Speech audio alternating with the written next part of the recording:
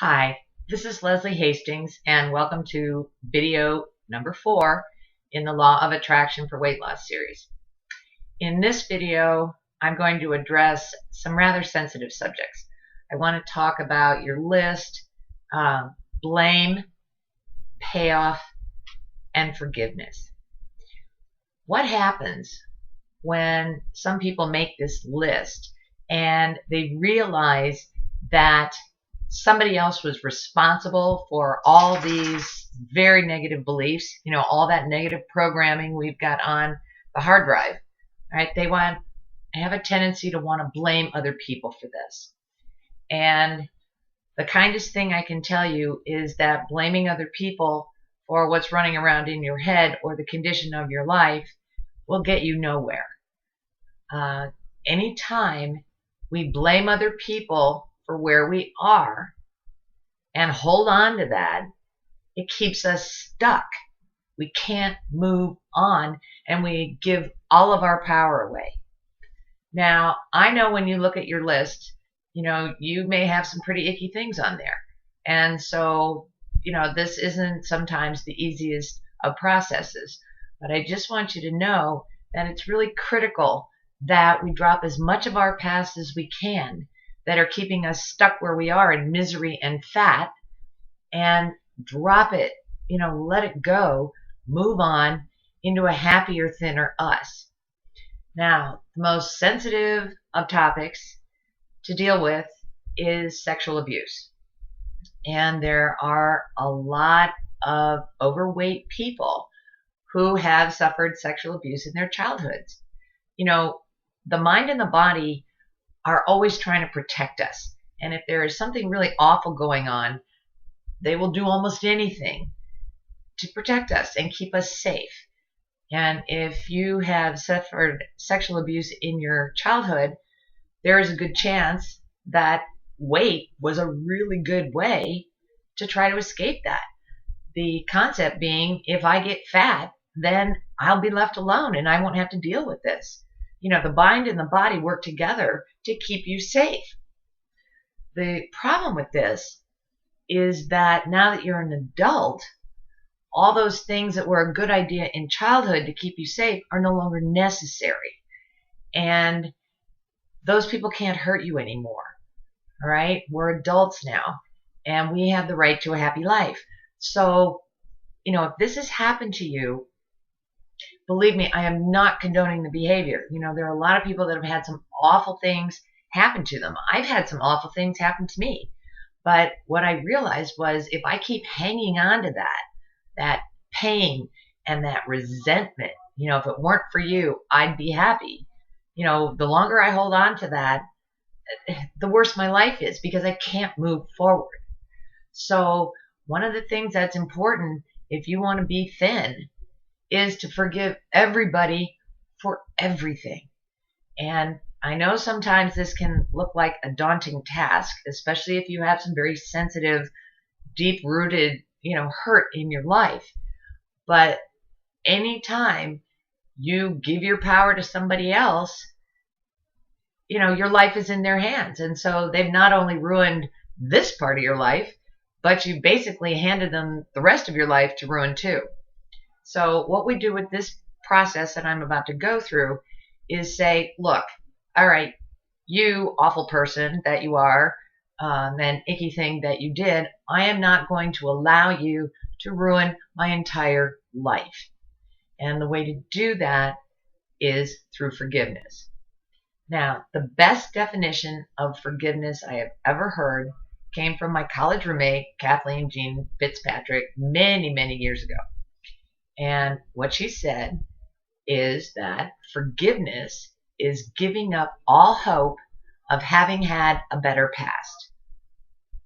Forgiveness is giving up all hope of having had a better past. Because when we hold on to things, we're essentially fighting against our past. And again, that's resistance in the body, and that's resistance in the mind, and it won't get you where you want to go. So the idea here is to just say, look, that was then, this is now, and you do not have a right to ruin my entire life. I'm taking my power back from you, icky person. All right. And I am moving forward. Now, on some of the really sensitive subjects, this can be a rather difficult thing to do. I've had this. I've had a couple really biggies where I didn't think forgiveness was ever going to be on the menu. So here's something you can try. I realized that there was a very good chance, at least in my present state of mind, that I wouldn't be able to forgive, not in the way that I needed to move on in my life. So I thought about this for a little while, and I thought, you know what? I can't, but I'll bet God can. So maybe I'll let God do the forgiving through me. Okay? Not that I'm doing it personally, but to allow grace to enter the situation. And it's a softening. And again, you don't have to use a religious God. You can use divine intelligence. You can use infinite intelligence. You can use your higher self. Shoot, you can use a doorknob if it works for you. But to just offer it up and say, all right, I'll be willing to become willing to maybe let forgiveness come in. I'm not going to go after it. I'm going to let it come in. And, it did. It did. It took a little while and I had to work on it some, but it did. And I will tell you something. That experience and the grace that came from that whole thing is that I have been able to use what I went through during that period of time to help other people a lot in my life. I got a lot of experience during that. None of it that I would have chosen, but I got a lot of experience. And now when other people are going through similar situations, I can say, yes, I understand how bad this is. And believe me, I do understand. But I will tell you, it is not the end of the world. It may feel like it right now, but you will get through this. All right? You will get through this. You will get to the other side of it. And that has been a really nice thing in my life. I've been able to help a lot of people through something that at the time I thought was the worst thing that ever happened to me ever. So when you look at some of these sensitive subjects and you look at this list, just be kind to yourself, but also know that any of that anger and resentment and hate is weight. It weighs us down. Hatred and resentment weigh us down in body and in mind. And we need to find a way to just release that to the universe. So, thank you for muddling through this with me a little bit. I know it's a very sensitive topic. I am not at all trying to downplay what's happened to you in your past. People have suffered tremendous injustices. But if you really want to move forward, oftentimes being right and being righteous and being happy are diametrically opposed to each other. And you have to make a choice. Which is more important to you? Do you want to be thin or do you want to be right? Yes, what they did was awful. It was. But if you continue to hold on to that resentment, it's like taking poison and hoping the other person's going to die. It doesn't work. Those people that did those awful things are at home, sleeping like babies, not thinking about us. And we're the ones who are up all night, pacing around, drinking coffee, swearing at the universe and howling at the moon. We are responsible for our own quality of life. And there is something really nice to me. It's a good feeling to take my power back and to say, you know what? You don't get to ruin my life. You just don't get to. And I'm not going to allow that anymore. And I do have a choice. I do have a choice here. So think about this a little while. Sit with it. If you've had some really awful things happen, if you need to get some therapy, go get some. Go talk to somebody. This isn't therapy here. What this is doing is trying to give you ways to move past some of the things that have held you back in the past.